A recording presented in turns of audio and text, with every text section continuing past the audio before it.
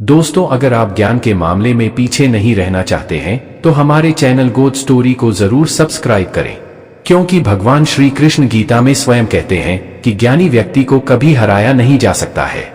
जय श्री कृष्ण। दोस्तों, भगवान विष्णु कहते हैं, कौन सी स्त्री विधवा नहीं बनती है। भगवान विष्णु के अनुसार कौन सी स्त्री समय से पहले विधवा नहीं बनती है, आइए जानते हैं। प्राचीन कथा के माध्यम से दोस्तों, एक बार नारद जी भगवान श्री हरि विष्णु से मिलने के लिए क्षीर सागर पर पहुंचे और माता लक्ष्मी तथा भगवान विष्णु को प्रणाम करके पूछने लगे, हे प्रभु, यह पतिव्रता स्त्री कौन होती तथा कौन सी स्तरीय पतिव्रता होती है? कौन से कार्य करने से पतिव्रता स्त्री का पतिव्रता धर्म नष्ट हो जाता है? मैं इस विषय पर जानना चाहता हूं, कृपया आप मेरी दुविधा को दूर करें। तब भगवान विष्णु ने पतिव्रता स्त्रियों के 3 लक्षण बताए। जिस भी नारी के अंदर यह 3 लक्षण होते हैं, उस स्त्री का वंश शुद्ध होता है, उसके घर पर लक्ष्मी निवास करती है, उस नारी के पति के साथ ही पिता के भी, इन दोनों कुल के लोगों को स्वर्ग की प्राप्ति होती है। जो स्त्रियां पतिव्रता होती है वह मृत्यु के पश्चात विष्णु लोक को प्राप्त करती है। पतिव्रता स्त्री की महानता का वर्णन करते हुए भगवान विष्णु ने एक अत्यंत पवित्र कथा सुनाई है। इस कथा का श्रवण करने मात्र से ही व्यक्ति के सभी पाप नष्ट होते हैं। जो व्यक्ति ध्यान मग्न होकर इस कथा को सुनता है, भगवान विष्णु उसके 32 अपराध माफ करते हैं। इसीलिए एक मनुष्य को इस कथा को ध्यान से सुनना चाहिए। शुरू करने से पहले आप सभी से विनती है कि आप कमेंट में जय श्री हरि विष्णु जरूर लिखें, साथ ही इस वीडियो को लाइक करें और चैनल को सब्सक्राइब जरूर करें ताकि आपको ऐसी ही आध्यात्मिक जानकारी प्राप्त हो। दोस्तों, प्राचीन काल की बात है, मध्य देश में एक अत्यंत शोभायमान नगरी थी। उसमें एक पतिव्रता ब्राह्मणी रहती थी। उसका नाम था शायद गया। का पति पिछले जन्म के पाप कर्मों के कारण इस जन्म में कोढ़ी हो गया था, अर्थात उसे कोढ़ का रोग हो गया था। उसके शरीर में बहुत सारे जख्मी हुए थे जिनसे सदा ही पास निकलता रहता था। अपने पति की ऐसी दुर्गति देखकर भी शायद या ने अपने पति का साथ नहीं छोड़ा और निर्मल भाव से वह अपने पति की सदा सेवा करती रहती थी। पति के मन में जो इच्छा होती उसे वह नारी अपनी शक्ति के अनुसार अवश्य ही पूर्ण करने का प्रयास करती थी। शैव्या प्रतिदिन देव पूजा की तरह ही अपने पति की पूजा करती थी और अपने मन की सभी इच्छाओं का त्याग करके अपने पति के प्रति विशेष स्नेह रखती थी।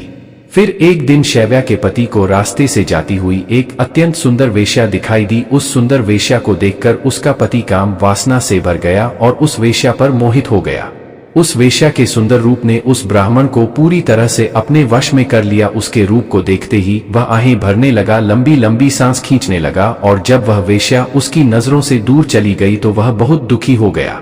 अपने पति की आवाज सुनकर वह पतिव्रता तुरंत दहकती हुई घर से बाहर आ गई और अपने पति से पूछने लगी थी, क्या हुआ, आप इतने उदास क्यों हो गए? आपने लंबी लंबी सांसें कैसे खींची? आपको जो भी कष्ट है मुझे बताइए, जो भी कार्य हो आप मुझे बताइए, वह मैं पूर्ण करने का प्रयास अवश्य करूंगी। हे प्राणनाथ, एकमात्र आप ही मेरे गुरु हैं, प्रियतम है। पत्नी के इस प्रकार से पूछने पर और उसके पति ने कहा, हे प्रिय, मुझे जो चाहिए वह तुम नहीं दे सकती, तुम ही क्या, कोई भी मुझे नहीं दे सकता, इसीलिए उस पर व्यर्थ बात करना उचित नहीं है, इसीलिए तुम रहने दो। फिर वह पतिव्रता बोली, हे नाथ, मुझे विश्वास है कि मैं आपके कार्य को अवश्य सिद्ध कर सकती है, आप केवल मुझे आज्ञा देने का कष्ट करें।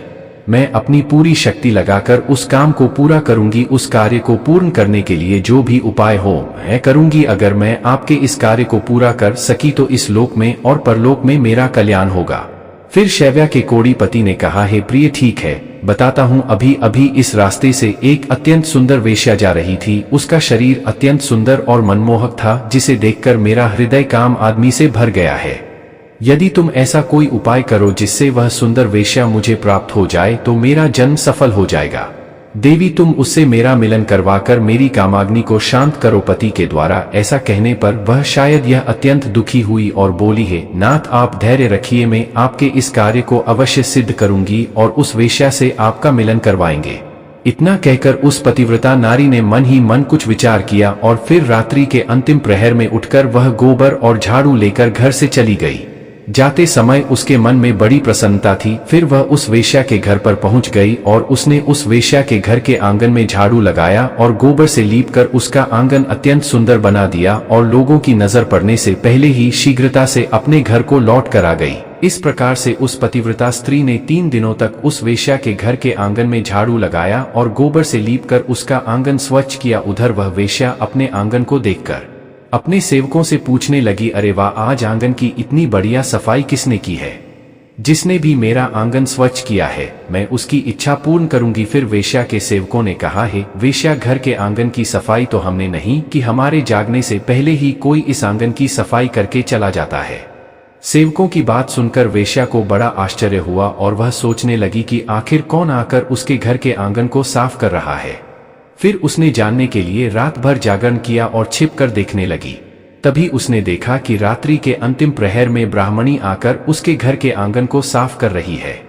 ब्राह्मणी को देखते ही वह वेश्या बोली, हाय हाय ही देवी, आप यह क्या कर रही हो? क्यों मुझ पापी स्त्री के घर का आंगन साफ कर रही हो? मुझे क्षमा करो, आप यह काम मत करो। इतना कहकर उस वेश्या ने उस ब्राह्मणी के पैर पकड़ लिए और कहा, ही पतिव्रत है, आप क्यों मेरी आयु, यश, संपत्ति, कीर्ति का विनाश करने की चेष्टा कर रही हो? मैंने कौन सा अपराध किया है?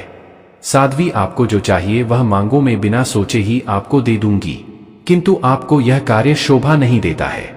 तब उस पतिव्रता ने उस वेश्या से कहा, है सुंदरी, मुझे धन की लालसा नहीं है, किंतु तुम्ही से मुझे कुछ काम है। यदि तुम करोगी तो मैं बताती हूँ, यदि तुम उस कार्य को पूर्ण करोगी तो मेरे मन को शांति मिलेगी और तभी मैं समझूंगी कि तुमने मेरा सारा मनोरथ पूर्ण कर दिया।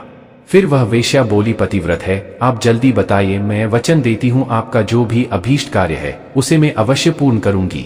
माता जी, आप महान पतिव्रता है, आपका कार्य करूंगी तो मेरे सभी पाप नष्ट हो जाएंगे। आपके चरण छू लेने से ही मैं पाप से मुक्त हो चुकी हूँ। कृपया आप जल्दी बताइए, मैं आपकी किस प्रकार से मदद कर सकती हूँ? फिर उस पतिव्रता ने लजाते हुए कहा, है सुंदरी, कुछ दिनों पहले मेरे पति की नजर तुम्हारे शरीर पर पड़ी थी, जिसे देखकर वे तुम्हारे शरीर के मुंह में पड़ गए हैं और तुमसे से मिलन करने की इच्छा कर रहे हैं। इतना सुनकर वह वेश्या चौंक गई और कुछ क्षणों तक विचार करने लगी। उसे उस दुर्गंध युक्त कोढ़ी पुरुष के साथ संबंध बनाने की बात सोचकर बड़ा दुख होने लगा। वह वेश्या उस पतिव्रता से बोली, हे देवी, अगर तुम तुम्हारे पति को लेकर मेरे घर पर आ जाओ तो मैं एक दिन के लिए उनकी इच्छा अवश्य पूर्ण करूंगी। तब उस पतिव्रता ने कहा, हे सुंदरी, मैं आज रात को ही अपने पति को लेकर तुम्हारे घर पर आ जाऊंगी और जब वे तुमसे खुद की तृप्ति करके संतुष्ट हो जाएंगे तब मैं फिर से उनको अपने घर वापस ले जाऊंगी। तब वेश्या बोली, ही पतिव्रत थे, तुम शीघ्र ही अपने घर पर चली जाओ ताकि कोई तुम्हें यहाँ पर न देखे और आधी रात को अपने पति को लेकर यहाँ पर चली आओ, मैं तुम्हारी इच्छा अवश्य पूर्ण करूंगी। फिर वह पतिव्रता नारी अपने घर पर चली गई और उसने अपने पति को सारी बात बता दी कि वह आज रात को उसे उस वेश्या के घर पर ले जाएगी। फिर वह कोढ़ी अपनी पत्नी से बोला, हे प्रिय, मैं उसके घर पर कैसे जाऊंगा? मुझसे तो चला नहीं जाता, फिर किस प्रकार से यह कार्य पूरा हो पाएगा? तब पतिव्रता बोली, हे प्राणनाथ, आप चिंता ना करें, मैं आपको अपनी पीठ पर बिठाकर लेकर जाऊंगी और जब आपका कार्य पूर्ण हो जाएगा तब आपको वापस ले आऊंगी।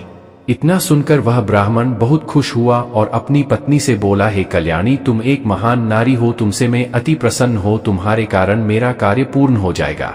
तुमने आज जो काम अपने पति के लिए किया है, ऐसा काम संसार की कोई नारी नहीं कर पाएगी। हे देवी, तुम धन्य हो। रात हो गई और वह पतिव्रता ब्राह्मणी अपने पति को पीठ पर बिठाकर लेकर जाने लगी।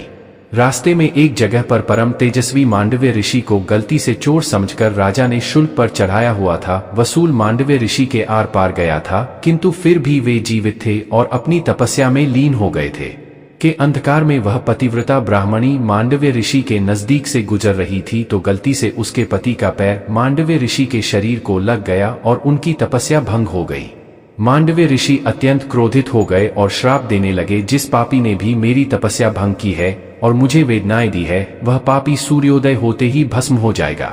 ऋषि मांडव्य ने श्राप देते ही वह कोरी जमीन पर गिर पड़ा। ऋषि मांडव्य का श्राप सुनते ही उस पतिव्रता को बहुत दुख हुआ और वह कहने लगी, आज से 3 दिनों तक सूर्य का उदय ही न हो। इतना कहकर वह पतिव्रता अपने पति को लेकर घर चली गई और अपने पति को शैया पर लिटाकर उसके पास बैठ गई। पतिव्रता की वाणी में इतनी शक्ति होती है कि वह जो भी कहती है वह सत्य हो जाता है और पतिव्रता के कहने पर साक्षात सूर्य देव को भी उसकी इच्छा का पालन करना पड़ता है, क्योंकि स्वयं भगवान विष्णु ने ही पतिव्रता स्त्रियों को यह वरदान दिया है कि वे जो बोलेगी वह अवश्य ही सिद्ध हो जाएगा। फिर 3 दिनों तक सूर्योदय नहीं हुआ।